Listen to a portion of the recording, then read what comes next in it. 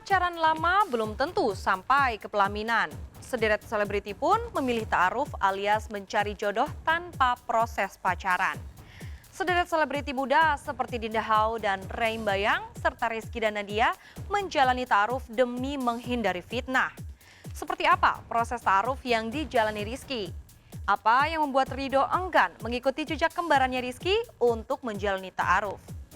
Jika ta'aruf yang dijalani Oki Setiana Dewi berbuah kebahagiaan rumah tangga, mengapa Ria Ricis seolah enggan ta'aruf seperti kakaknya? Seperti apa proses ta'aruf yang benar menurut anjuran Rasulullah?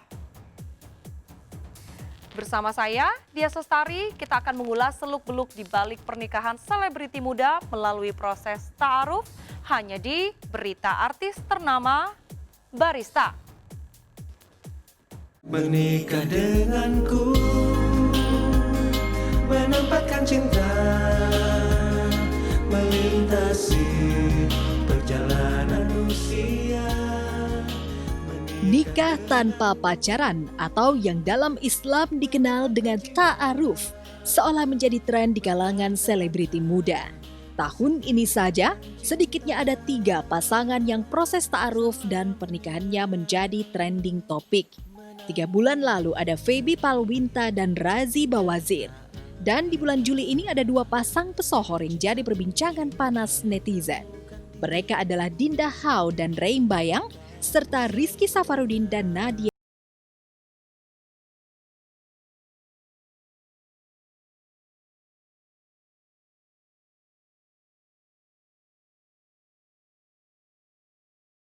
Rizky dan Nadia yang menikah 17 Juli lalu digadang-gadang sebagai role model ta'aruf syar'i oleh remaja zaman now. Bayangkan, dari perkenalan pertama sampai ijab kabul, mereka hanya membutuhkan waktu 1 bulan. Meski sangat singkat, Rizky menjalani ta'aruf seperti anjuran Rasulullah, di mana pihak laki-laki boleh melihat wajah dan telapak tangan pihak perempuan.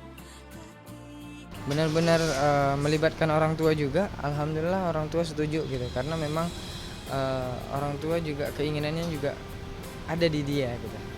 Nah, Iki juga dalam Islam memandang dianjurkan untuk memandang wajah dan telapak tangan. Jadi setelah Iki pertama kali ketemu itu melihat, wah masya Allah ya, udah yakin juga dalam hati karena memang hasrat pengen menikah dan kita harus memandang fisik gitu, dianjurkan oleh Islam. Jadi benar-benar udah memandang seperti itu, nggak nunggu lama lagi sih. Iki tanya dia, Nadianya juga udah yakin nggak sama Iki? Kalau memang sudah yakin, ayo gitu. Iki boleh nggak itu untuk menghibah gitu. Itu prosesnya sebulan dari pertama kali ketemu sampai menuju akad. Untuk memilih Rizky karena agamanya sih yang pertama. Kalau misalkan untuk public figure, Nadia apa ya? Gak memandang itu, karena kebetulan alhamdulillah Rizky juga bilang jangan pernah memandang apa yang dia capai untuk saat ini gitu. Setelah mantap dengan pilihannya, di hari ketiga perkenalan, Rizky langsung menyatakan niatnya untuk bertemu orang tua Nadia. Setelah acara lamaran berlangsung sukses, mereka langsung ngebut mempersiapkan ijab kabul dan resepsi. Niat Rizky dan Nadia untuk menyempurnakan agama dengan pernikahan akhirnya terwujud.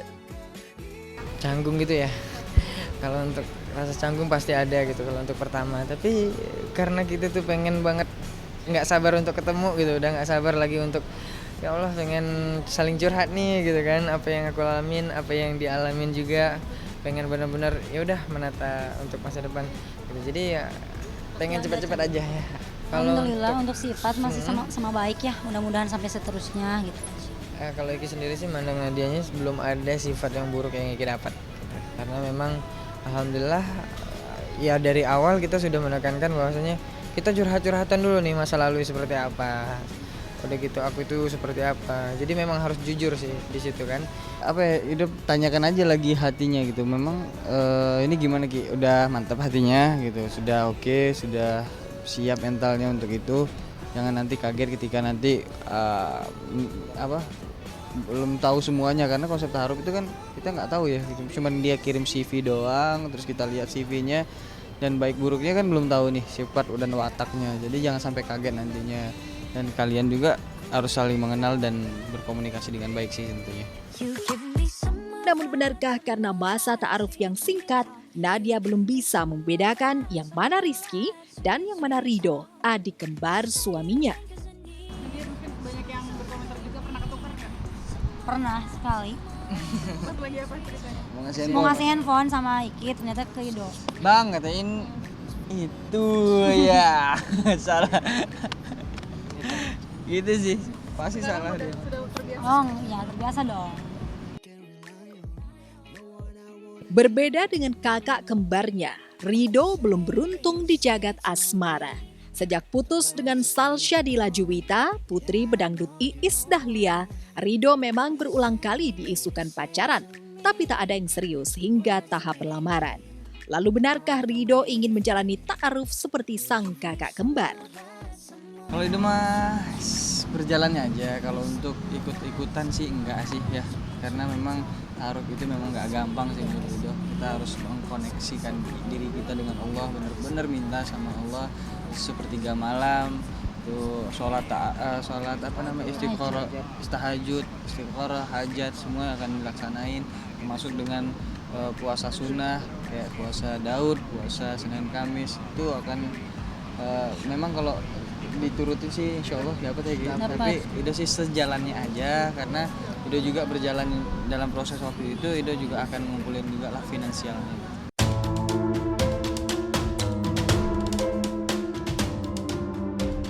Tapi suksesnya ta'aruf Rizky Nadia menyisakan kisah kontroversial tentang drama yang terjadi di acara resepsi.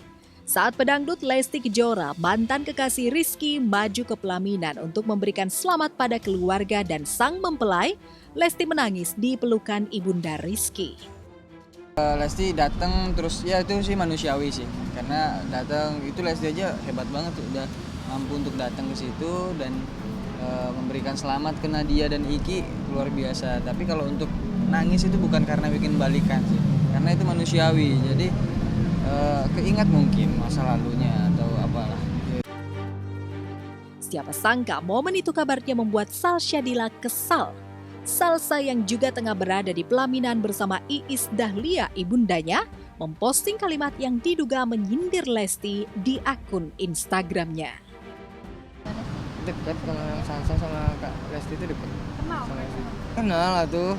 Udah jadi kayak anak sendiri sama Mama Iis juga. Udah kayak adik kakak juga mereka mah. Tapi sampai ada unfollow nih dari Salsa ke Lesti, itu karena apa sih? Kalau ini sih Nggak salah Kak, itu anak apa ya? Ya remaja sih ya, kalaupun marah ya marah-marahan begitulah. Namanya juga berteman pasti ada marahan. Kalaupun baik pasti baikan lagi gitu sih.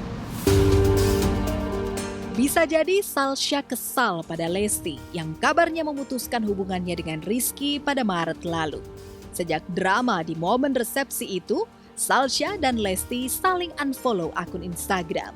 Lalu bagaimana Rizky Nadia dan Rido menanggapi konflik Lesti dengan Salsya? Mengapa Nadia menyebut Lesti hanya mantan teman dekat suaminya? Kita udah menikah, menempuh hidup baru, otomatis kita juga harus memikirkan masa depan gitu. Jadi nggak ada yang membahas masa lalu yang seperti apa tuh. Kalau menurut Ricky sih enggak mau membahas seperti itu juga. Ya udahlah. Kalau memang mereka udah mengungkit masa lalu, ya biarkan aja. Gitu. Ya lagian pula kan itu bukan mantan sih, lebih ke teman dekat Teman aja. dekat aja kan. Enggak pacaran.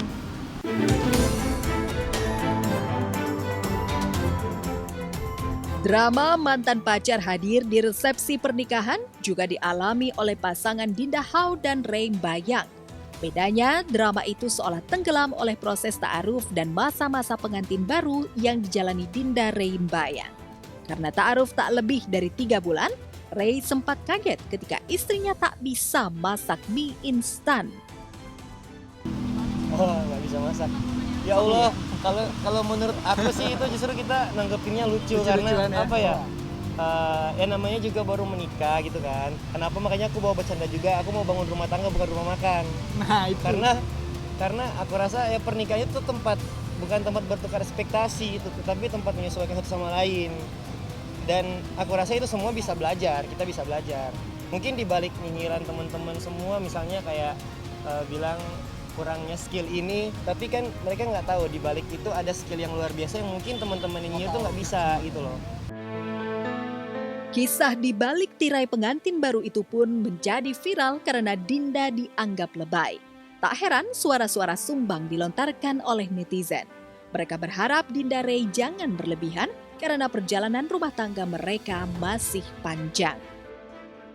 Aku sebenarnya nggak tahu gitu, maksudnya aku cuma pasrah aja sama yang ada sekarang, pasrah sama Allah, istiqomah terus setiap hari, dan yang pasti yang bikin aku kuat adalah restu dari orang tua gitu. Gimana perjalanan kita nanti, kalau udah dapat restu dari orang tua, insya Allah mudah-mudahan ya mudah-mudahan.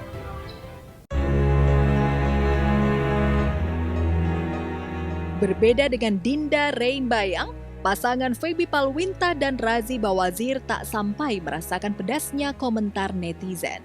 Dari ta'aruf, menikah sampai mendayung bahtera rumah tangga selama 3 bulan, Feby dan Razi aman dari gosip miring.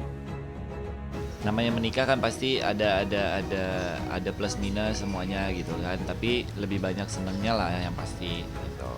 Karena memang Feby-nya juga cukup dewasa, Feby-nya juga gitu, jadi ya pinter lah dia. So far nggak ada hal-hal yang negatif sih, yang maksudnya kayak ada yang mungkin yang bilang kayak ih ternyata dia kayak gini nyusul gitu-gitu, enggak. Jadi ya udah cuman gimana caranya menyesuaikan kebiasaan aja gitu. Misalnya bangun tidurnya, oh dia porsinya jam segini, aku jam segini gitu-gitunya aja yang sebenarnya baru tahu gitu.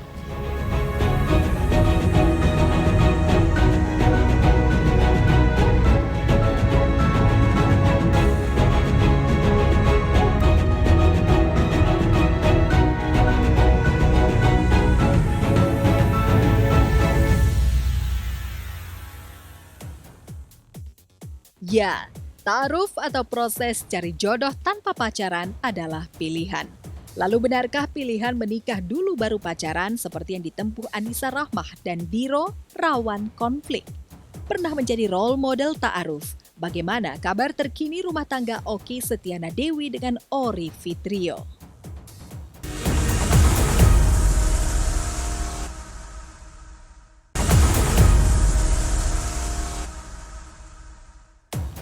Meski dianggap syar'i, banyak yang ragu apakah pernikahan dengan proses ta'aruf bakal bertahan lama.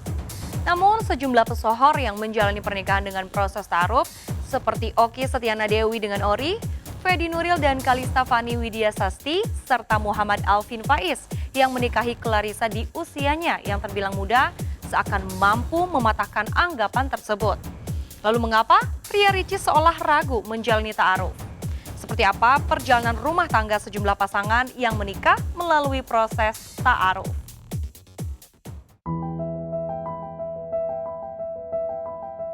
Sebelum proses ta'aruf dan pernikahan yang dijalani Rizky Safarudin Nadia Mustika mencetak viral, sederet pasangan selebriti sudah lebih dulu sukses cari jodoh lewat ta'aruf. Keputusan untuk ta'aruf pun bisa jadi dilatari oleh masalah berbeda. Selain untuk menghindari fitnah, ada juga selebriti yang sudah auto jenuh karena berulang kali pacaran tapi gagal maning ke gerbang pernikahan. Tapi ada pula yang berta'aruf karena sudah matang secara spiritual seperti Anissa Rahmah. Jauh sebelum berta'aruf dengan Dito, mantan personel Sherry Bell ini sudah memutuskan hijrah dengan berhijab. Lantas ketika niat untuk segera menjalankan sunnah Rasul sudah tak bisa ditunda-tunda lagi, Anissa dan Anandito berprinsip tak kenal maka ta'aruf. Ibarat bilang orang tuh kan tak kenal maka tak sayang. Ya. Kalau kita tak kenal maka ta'aruf. Kalau nyari yang sempurna sampai ke ujung dunia pun kayaknya nggak akan nemu deh. Ya. Karena proses pernikahan itu adalah saling menyempurnakan. Saya punya kekurangan, Anissa punya kekurangan, saya punya kelebihan, Anissa punya kelebihan. Dalam pernikahan itu ya kita saling mengisi kekosongan itu, jadi sempurna lah. Setelah menikah pada 16 September 2018, Anissa dan Dito baru belajar memahami kepribadian masing-masing. Wajar jika pertengkaran pun sempat terjadi, karena memang tak mudah merekatkan dua pribadi berbeda. Pasti ya. Iya berantem mah ada. Apalagi kalau perempuan tuh kan ada rutinitas tiap bulan tuh kan, yang seminggu itu kan. Mudi-mudiannya kan, jadinya kan dari segi suami sih harus sabar-sabar juga gitu kan ya. Ibaratnya kalau dalam pernikahan itu pernah ada nasihat juga kan dari quotes-quotes itu kan, kalau kita belum bisa minta maaf ke istri gitu kan ya. Di saat kita Di tidak saat tahu kita nggak tahu kesalahan kita apa, tandanya kita belum siap nikah gitu. Pasti ada setiap pasangan yang setelah menikah pasti baru tahu kan kekagetan gitu. Wah ternyata dia tidurnya ngorok atau kayak gimana Kalau gitu. pernikahan pasti ketahuan. 3 tahun nanti udah ada yang nikah 5 tahun juga pasti ada hal-hal baru yang Perbedaan gitu kan pasti ada pasti ya. ada. Nah justru kan kalau menikah itu namanya pencocokan seumur hidup gitu. Jadi kalau berharap pasangan kita itu harus yang baik-baik aja itu susah. Jadi Soal ta'aruf, Ustadz Soleh Mahmud alias Solmed juga pernah menjalaninya bersama April Yasmin, sang istri, tahun 2012 silam. Hampir tak ada kendala bagi Solmed, meski statusnya saat itu adalah duda tanpa anak, sedangkan April masih gadis. Lalu bagaimana ta'aruf yang syar'i menurut Islam? Ya mungkin istilah ini baru sekarang booming, karena sekarang orang begitu gampang membumingkan atau memviralkan sesuatu yang sebetulnya dulu pernah terjadi. Ta'aruf dengan pacaran ya pasti beda, dari namanya saja sudah beda, prosesnya juga lebih beda. Ta'aruf itu ketika kita berjumpa, bertemu bersama, atau kita bicara, kunjungan, itu selalu ada mahram yang menemani. Artinya di sana bisa ada kakaknya, atau bisa ada adiknya, atau ada abangnya, atau ada kedua orang tuanya. Jadi kita ngobrol tidak head to head, tidak face to face gitu ya seperti pada umumnya. Di dunia pernikahan ini yang paling dibutuhkan adalah sikap dan sifat. Kalau wajah itu relatif. Lama-lama kita tidak lagi memperhatikan wajah. Artinya wajah pasangan kita itu justru akan jadi biasa-biasa saja pada saat nanti kita sudah menikah. Karena semakin sering ketemu, rasa bosan itu ada. Jenuh itu ada. Ya namanya juga lu lagi kan begitu. Tapi yang bikin kita tidak jenuh, yang bikin kita terus akan bersama, yang bikin kita menikmati kehidupan adalah akhlak, sikap, sifat. Yang belum memahami esensi ta'aruf mungkin saja menganggap proses cari jodoh Islami itu banyak plus minusnya. Tak jarang orang beranggapan bak beli kucing dalam karung karena belum mengenal karakter pendamping hidup kita. Tapi keraguan itu sebenarnya sudah diantisipasi sejak zaman Rasulullah. Pasalnya ta'aruf bukan saja melibatkan kedua calon mempelai, tapi perantara atau pihak yang mencomblangi. Perantara itu juga bertanggung jawab atas plus minus sosok yang dicomblanginya. Karena sudah percaya dengan perantaranya dulu, Oki Setiana Dewi mantap menerima lamaran Ori Fitrio tahun 2014 silam. Kalau berteman, ta'aruf kan lebih enak gitu. Ya. Kalau belum kenal sama sekali kan memang harus harus cari tahu gitu, harus tahu latar belakangnya dulu segala macam, baru mengiyakan. Atau dari sumber misalkan Ustadz, pasti Ustadz udah tahu juga tuh, dia menyarankan ini, berarti kan dia Ustadz udah tahu kondisi backgroundnya kanan kirinya itu gitu. Tapi kalau sama sekali nggak kenal, tiba-tiba mau ta'aruf, nggak ada penghubung, nggak ada, ini agak susah sih gitu. Ta'aruf itu harus ada perantara, maksudnya harus ada orang lain selain mereka berdua. Kenapa? Karena kalau mereka berdua aja, siapa yang menjaga mereka? Sesoleh-soleh orang, kalau mereka berdua aja, kalau komunikasi intens, nanti bisa, kalau lama lagi jangka waktunya bisa bicara yang aneh-aneh gitu, atau yang membahayakan, yang mendekati zina misalnya. Sehingga si perantara ini atau si orang tengah ini biasa yang menjaga antara laki-laki dan perempuan ini supaya tetap hubungannya nggak lurus gitu, hubungannya nggak mendekati kepada zina. Jadi harus ada orang tengah, kan kalau kata Rasul jangan berdua nanti ketiganya syaitan gitu. Jadi maknanya nggak boleh berduaan aja. Setelah ta'aruf kita saling kenal, hal-hal yang prinsip tadi kita tanya. Jadi ta'aruf itu nggak perlu nanya udah makan belum, itu pertanyaan nggak prinsip gitu, pertanyaan nggak penting gitu. Jadi pertanyaan ta'aruf itu pertanyaan yang prinsip, nanti kalau berumah tangga kamu inginnya bentuk keluarganya seperti apa kayak gitu. Jadi atau kamu punya penyakit tertentu nggak, itu juga penting ditanyain ketika ta'aruf. Yang saya tanyakan ketika saya ta'aruf dengan beliau atau yang saya kemukakan adalah kelemahan-kelemahan saya. Jadi saya bilang lah, saya nggak bisa ini, saya nggak bisa ini, saya nggak bisa ini, kelemahan saya ini, mau terima atau enggak gitu. Salah satu contoh nih ya teman-teman sekalian, saya tuh nggak bisa masak dan nggak terlalu senang masak, dan itu kan hal yang krusial ya. Maksudnya ada laki-laki yang pengen istrinya harus istrinya yang masak gitu. Jadi itu hal krusial. Jadi saya bilang mau atau enggak gitu dengan istri yang seperti saya nggak bisa masak dan saya nggak terlalu hobi dalam memasak. Hingga kini rumah tangga Oki dengan Rio tetap harmonis. Bahwa akan banyak hal-hal yang membuat kita terkaget-kaget dalam pernikahan. Karena ya tentu saja namanya ta'aruf, mungkin kita juga belum kenal semuanya. Dan ini biasa dalam setiap pernikahan pasti juga ada hal yang baru. Oh ternyata dia begitu, oh dia begitu, oh dia begitu. Itu hal yang biasa. Ya mudah-mudahan satu dengan lainnya saling melengkapi. Kita bukan cari yang cocok, kita cari yang saling melengkapi kekurangan kita. Pas setelah nikah pun masih ta'aruf gitu. Jadi nggak cuman ta'aruf pas nikah udah nggak ta'aruf lagi. Nah pas nikah pun ta'aruf terus gitu kan. Karena masih mengenal diri kan. Jadi ya rumah tangga kan pasti kan ya naik turun lah ya gitu. Jadi benar-benar harus benar-benar gimana kondisinya. Hanya saja adik Oki, Ria Ricis, seolah belum siap mengikuti jejak sang kakak. Setidaknya Ricis sudah 5 bulan berhubungan dengan pria bernama Wildan, editor yang mengedit konten YouTube-nya. Tapi belum juga ada tanda-tanda mempersiapkan pernikahan. Bahkan 2 tahun lalu, Ricis pernah diisukan menjalin kasih dengan Ray Bayang yang kini berstatus suami Dinda Hao.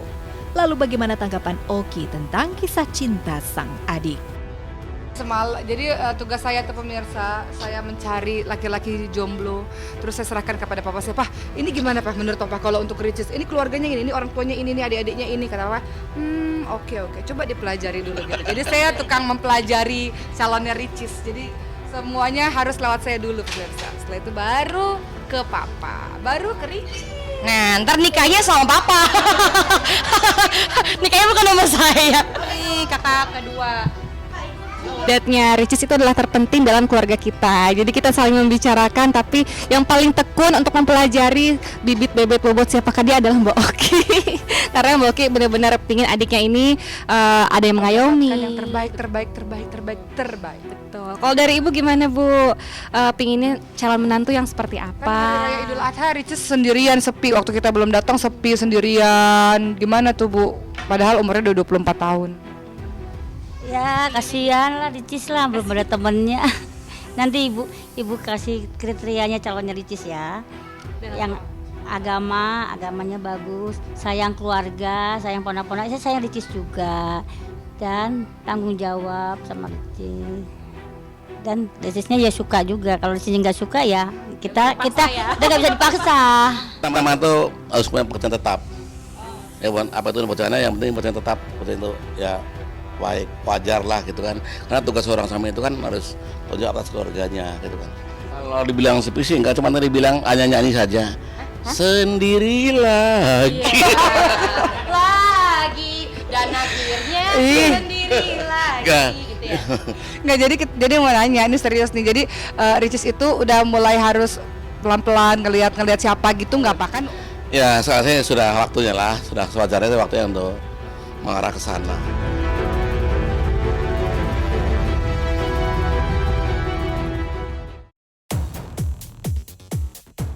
Ta'aruf yang dijalani pesohor juga menyisakan cerita miris. Salma Vina Sunan, putri pengacara Kondang Sunan Kalijaga, pernah sukses ta'aruf dengan Hafiz Quran muda Taki Malik. Lalu benarkah setelah cerai dari Taki, Sunan melarang putrinya ta'aruf dengan laki-laki lain?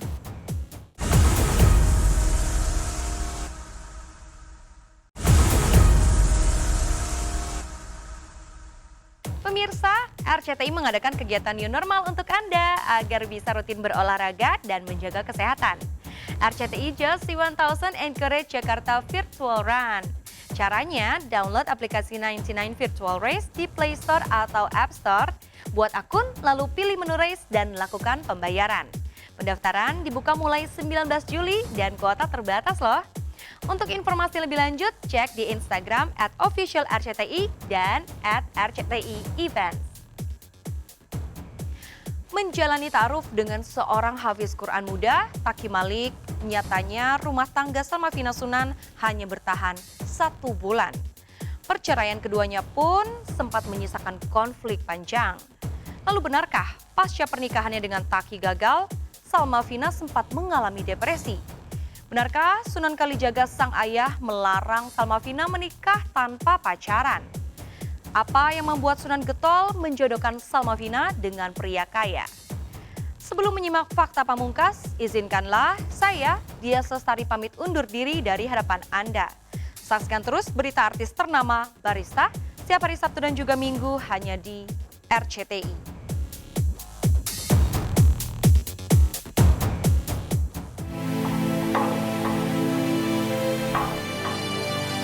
Pemirsa, cukup banyak pesohor yang menjalani proses ta'aruf dan sukses sampai ke pelaminan. Tapi yang terbilang kontroversial adalah ta'aruf yang dijalani oleh Alvin Faiz dan Clarissa Chow. Alvin yang saat itu berstatus putra sulung dai kondang Ustadz Arifin Ilham menikahi Clarissa Chow karena dijodohkan oleh sang ayah. Sebelum nikah, mereka menjalani ta'aruf selama 2 bulan. Pertama, saya nggak nyangka ya, saya waktu itu usia 17 tahun, istri 20. Disuruh nikah, dan di situ saya juga nggak menyangka kalau istri saya bahkan mengiyakan gitu. Yang artinya saya dulu berpikir bahwa istri saya akan menikah dengan orang lain gitu. Karena kan saya mikir usia saya 17 tahun, dia 20 tahun. Begitu ya 20 tahun, dia pun di posisi itu udah banyak yang mendekati juga. Dan uniknya juga, ketika Abi minta, saat itu juga di hari yang sama kita langsung lamaran gitu. Langsung lamaran di sini. Lalu 2 bulan kemudian, jaraknya hanya 2 bulan, lalu kita akad gitu. Jadi sangat cepat sekali prosesnya. Ya, pernikahan Alvin dan Clarissa 3 tahun lalu sempat kontroversial karena usia Alvin baru saja sweet 17. Tapi saat itu Ustadz Arifin menganggap kedewasaan seorang pria yang sudah akil balik tak bisa dipatok dari umur. Lalu benarkah Alvin berani menikah karena sudah mapan secara finansial? Ketika itu mempertimbangkan keputusan Abi sebenarnya, itu yang pertama. Kedua, saya merasa secara finansial saya sudah siap. Karena saya sudah diajarkan untuk usaha sendiri, untuk mandiri sejak usia muda. Sekarang Alvin mengikuti jejak almarhum ayahnya menjadi penceramah. Pernikahannya dengan Clarissa pun adem ayem, bahkan mereka menginspirasi para jamaah yang takut menikah muda. Bukan begitu, dalam artian begini, jangan mengikuti menikah karena usia muda, bukan. Yang saya tekankan adalah bagaimana kita menghalalkan seseorang dengan cara yang benar. Karena menikah itu ada yang, kan situasi orang berbeda-beda. Ada yang siap ketika muda, ya udah kalau udah siap ya udah silahkan. Ada yang sudah siap ketika di usia 30, misalkan 25 gitu. Jadi orang itu jangan diporsir atau dirush untuk secepatnya menikah, jangan. Karena kesiapan seseorang tuh beda-beda begitu.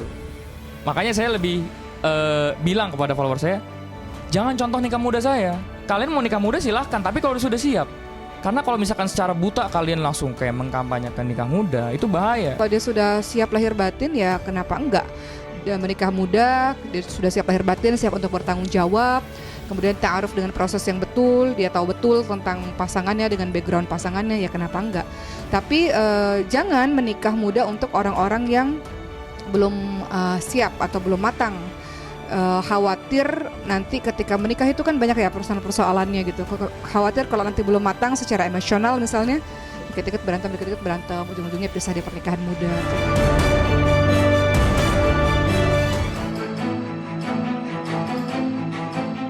Berbeda dengan Alvin, Salma Vina Sunan yang menikah di usia 18 tahun gagal mempertahankan rumah tangganya dengan Taki Malik, hafiz Quran asal Kalimantan Selatan.